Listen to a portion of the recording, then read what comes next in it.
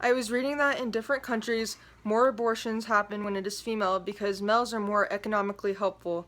I think this will change because although we still have gender inequality within the workplace, it is getting better and women are getting more careers in medicine and engineering. I think the pre-implantation genetic diagnosis is also ridiculous because it costs too much, and also I believe parents should take what they can have naturally. It makes sense that gender identity is the social aspect of the personal sexual identity is the physical biological part of it. I learned that females are actually stronger because in the womb they seem to have less problems and also live longer than men.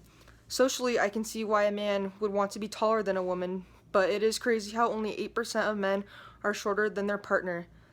As long as they are somewhat equal heights, I don't see why the man also has to be way taller.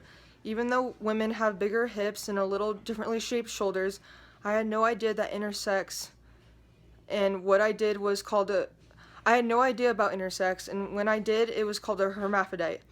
In the 7th grade, I remember learning about the transgender couple that was carrying the baby.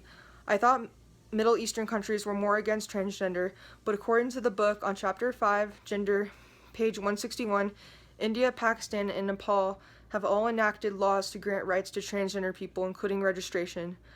When doing the other assignment, when we had to look at a toy store, there were some androgynous toys, but a lot of it was made strictly for a boy or girl.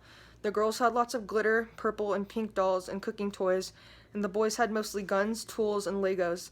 It definitely depends on how the child is socialized and what they like to do with their family, because some little girls are naturally more nurturing than boys are, and boys tend to want to do more physical stuff, like shooting Nerf guns and playing video games. I like how parents dress their children up in gender-neutral clothes because then they aren't throwing perceptions onto people to socialize their child in a certain way. Your peers and siblings also have a huge help in socializing you.